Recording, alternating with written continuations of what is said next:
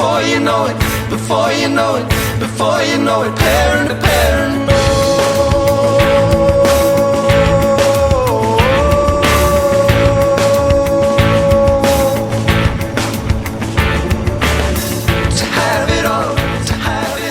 Year 2004 was when we came here. And we probably stayed for about 7 years. I don't think we planned to stay more than a year or two. Land was older than us, so he came to art college or whatever.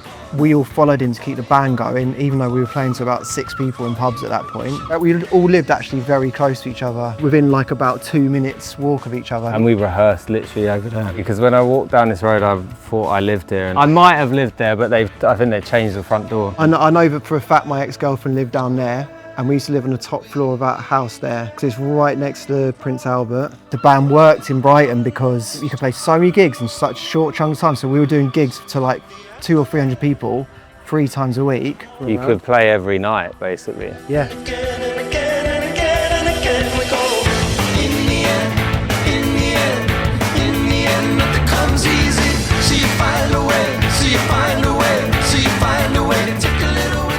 The recording process of this though, we recorded it in Rockfield in Wales, and then we ended up working on it in Brighton for a good few months, like in a flat, belongs to our engineer. Wall of Arms we wrote entirely in Brighton, down at Brighton Electric. Yeah, so Colour It In, even the early, there was a studio called 811 which was just outside of Brighton, where we recorded all the early Maccabees demos. So all of the early Maccabees music came out of Brighton. John Reed, who became a manager, he lived in Brighton. He started a record label just to put X-Ray out, called Promise. I remember, yeah. And then Fierce Panda did the next one. Fierce Panda did Lakshmi, yeah. We probably felt like we were bigger than we were because we were packing out tiny pubs all the time. Because everyone talks about Brighton having a microclimate, and it definitely, musically, it definitely has had a microclimate at that time, so it felt exciting. This is Tidy Street. Can you see that, Tidy Street? The roof fell through the first floor and the landlord said, we can either fix the roof or you can have 3 months free rent. And they chose to have 3 months free rent. So there was a time in Brighton, right, where we became like the local support band for everyone. Yeah.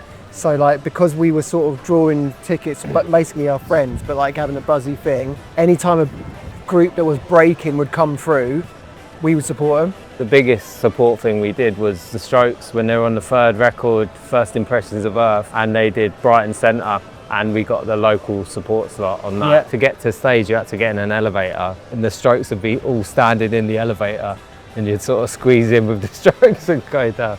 A big one as well was when the Arctic Monkeys first put out MySpace demos. Yeah, yeah. And they were touring for the first time and everyone knew they were going to be massive, but they came and played Comedia. Not even 200 people. Yeah, it'd be tiny. I told you about where we used to live. We carried our amps from the house, from Tidy Street to Comedia to support the Arctic Monkeys. And I was carrying the amp back after that show. I said to Alex Turner, who was in the dressing room, it's all right for you, like I've got to fucking carry this back to my house. Tidy Street now, and he just goes to me, there's got to be rain before there's a rainbow. And there was a rainbow, and we never carried an amp again.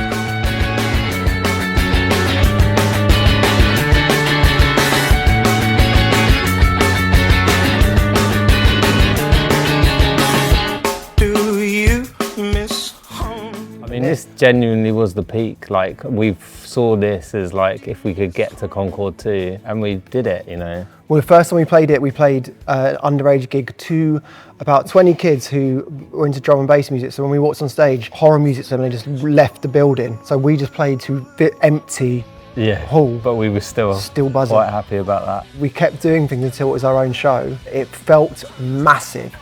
Like, but you couldn't conceive of playing a bigger gig than Concord 2. Yeah. Do you know what I mean? It was like, for years for us, this was the biggest you could ever imagine a band getting. And then when eventually it like happened and we sold out gigs, everyone was young. Kids were climbing up these things and hanging from them. And so it was quite chaotic and dangerous. And at those times, like the gigs would be the more intense, the more shoes flying through the air, the better the gig. And that all led to the night we were banned from Brighton. It all was a bit crazy. people getting on stage. There was something with security. Suddenly the Maccabees were banned from playing in Brighton. Genuinely, we were told it was like, you're not allowed to do any more shows in Brighton. So we served our ban. Yeah, I know it was a ban because I tried to come here like a month later to see Ben Quella, and I was on a guest list, and when they saw names and said you're not allowed even inside the venue. We swapped hats. We swapped clothes. Yeah. And I put on like a hat. And we came in under different names with different jackets on, and they didn't get us, so. Brighton was a massive part in the start of the band, really. The fact that we all came down to Brighton, kind of instrumental in the sort of rise of the band, and it all coming together in that way. To be able to come back and play a show on the beach of that size is quite an amazing thing, isn't it? Thinking back on it. Yeah. To when we turned up in Brighton as kids, you know. From a pub that we played to Prince Albert, 100 people, Comedia, Pavilion Theatre, to Concord 2, everything inconceivably kept getting bigger and bigger and bigger. But we've never done our own show at Brighton Beach. So to like finish that part of the story for the Maccabees, I guess. I mean, I guess that is the biggest show, isn't it, in Brighton? I mean, we'd never have dreamt. Does it get any bigger than the beach in Brighton? I don't think so. But yeah, that's going to be a pretty magical experience, I think. Yeah, it's the peak. It's the peak. Cradle me, I'll cradle you. I'll win your heart with a whoop-a-whoop. Pulling shapes just for your eyes. So we're to the pace, kisses and lines. I'll be yours and you'll be. Given that we never thought it was going to happen, it's going to be pretty special, isn't it? It's kind of the most sort of perfect place to play, isn't it, on a beach? And 20 years ago, I was indoors in tiny places in Brighton, so the full scope of the journey is not lost on us. And we're putting together a bill where you got Lime Garden, who we love, heroes, childhood heroes of ours, Badly Drawn Boy and Ash, Anna Calvi, modern day legend of the guitar world, Miles Kane, longtime friend of ours, editors the same, and us. So we're putting together a bill where it's got loads of bits of our history in it as well. I can't think of a better thing to do all day. Then do it on a beach. So do it on the beach, at Brighton Beach specifically. I guess from the first gig in Brighton, it's a 20+ year journey that ends here at the beach. Yeah.